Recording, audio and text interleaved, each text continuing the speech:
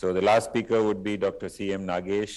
I would request everybody to be sticking to their time because we are getting late. And in the next session, we have Dr. M.N. Khanna oration. And this will be a very interesting talk on the novel technologies which are in pipeline for endopercutaneous valve therapies.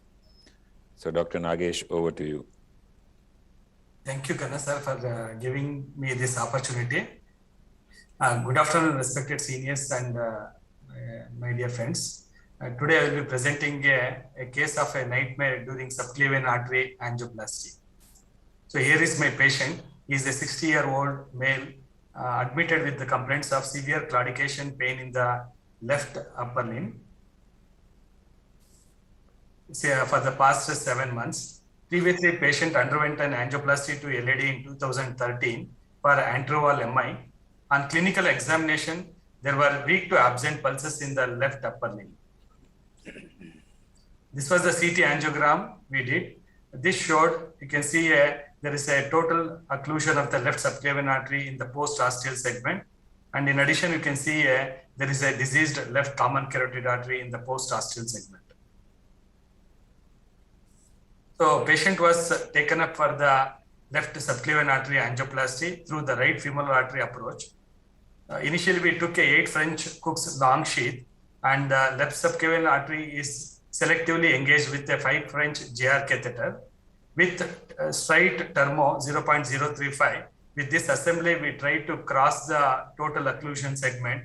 In spite of multiple attempts, it was unsuccessful. So when we take a check angiogram, you can see that there is a massive dissection which was extending from the ostium of left common carotid artery and going upwards, involving the left internal carotid artery. Patient suddenly became restless and started complaining of blurring of vision. However, there was no obvious motor deficits initially. In view of symptomatic significant dissection with compromised distal flow, we decided for an emergency bailout carotid artery intervention. So the first step was the challenge is to enter into the true lumen of the vessel distally, and also make sure that we should not worsen the dissection while attempting for the intervention. So initially, we took the 5 French JR catheter and we kept at the arch of the aorta with the coronary whisper hydrophilic guide wire. We are trying to float across the ostium of the left common carotid artery. With the flow mediated direction, we are trying to cross the left common carotid artery, and slowly we are crossing the flap and entering distally.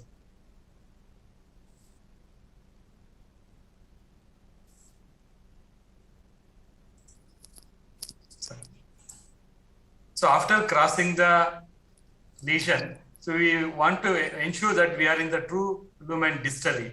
For this, we took a 7 French multipurpose guiding catheter, and then we took the help of a export thrombosuction catheter. You can see here, we are injecting through the thrombosuction catheter and confirming the position of the wire distally in the left internal carotid artery. So the next step was to place the stenting. For this, we exchanged the coronary guide wire with the extra length extra strip wire, and we needed a 2 long stent as the dissection was extending from the ostium of common carotid artery and extending up to the internal carotid artery. Initially, we took the first balloon expandable peripheral stent 9 into 60 millimeter, and we carefully positioned at the ostium of the left common carotid artery, and then we dilated with the stented balloon. So after the deployment, so you can see distally the extension of the dissection flap extending up to the left internal carotid artery. So we took the second stent, 8 into 100 mm self-expanding stent, and we deployed from the proximally and overlapping with the previous first stent. And with the peripheral balloon, we did a post-stent dilatation at the overlapping segment.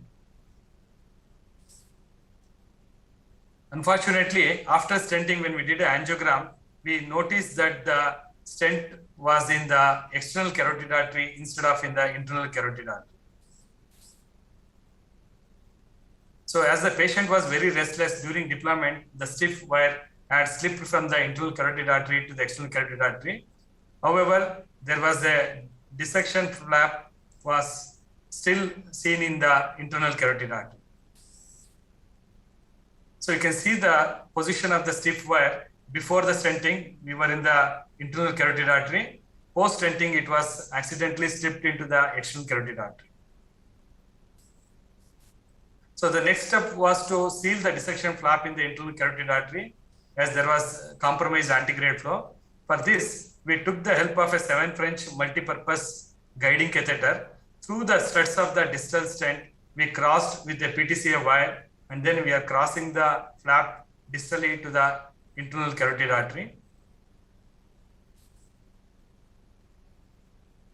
So here we took the help of 7 into 20 millimeter renal stent, and we are deploying, overlapping the previous stent, and we withdraw the same balloon, and we are dilating with the stented balloon at the overlapping segments. So this was the final result. You can see there is a complete sealed off dissection, and there was a brisk flow in the common carotid as well as the internal carotid artery, and even in the intracranial segment also. Post-procedure, patient had episodes of hypertension and bradycardia. He was very drowsy with weakness of the right upper limb and lower limb. He was shifted to ICU and he was on inotropic supports. He was monitored. Next day, patient regained consciousness and motor weakness completely recovered. Inotropes were gradually tapered off. So patient was subsequently discharged in a stable condition, and he is doing well at 6 months of follow-up. The incidence of catheter-induced dissection varies between 0.1 to 0.6% in various studies.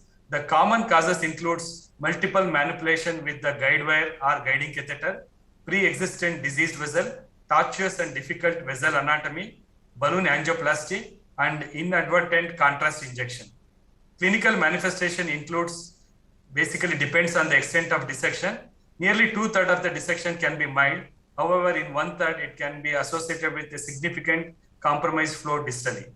Management includes anticoagulation and stenting in a worst scenario where there is a compromised flow, as in our case. Thank you for your kind attention. I think Dr. Nagesh, very critical case, and you have managed it very well, and the final outcome is very good. And stenting the ostium of the carotid artery, then the proximal portion, then extending the external carotid. When you notice that is a compromised flow in the internal carotid, you extend the stent to the internal carotid. I think all the steps are warranted and well executed, and got a very excellent result. My question is, what do you think the cost for the dissection here? Because you are doing the intervention to the subclavian. So what do you think the cost here? Not because we can understand if it's a carotid. So do you think that is a wire-induced dissection or guiding, or what do you think? So probably when they are injecting, they are injected against a impacted vessel. So as there was no flow in the left subclavian artery, and already there is a previously diseased left common carotid artery. Okay, previously diseased. Yeah, probably that would have triggered the flap, and that would have exacerbated the situations. Okay. And if the dissection not extended to the internal carotid, or there's no intramural hematoma, you could have done only the ostial stenting, proximal stenting would have finished that procedure. But yes, since it is extensive dissection, you managed very well. Good, excellent. I think it's a very rare complication, and it's managed very well. What about the subclavian? Did you attempt that, or you stopped the CTO? So it was the other operators who are doing. Okay. They called for when this such a complication occurs, and there's a role that you should not attempt that case as a nation. So anyway, it's managed very well. Right now we are managing conservative. And I think it needs a follow-up, particularly in this case. Yes, sir. And you have 6 months follow-up, patient doing well. I think that's great. Great. Any points anybody would like to add here? Otherwise, we'll thank all the speakers and the panelists for this session.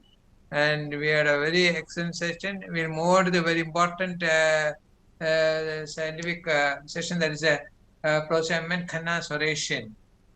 And over to Dr. Khanna, please.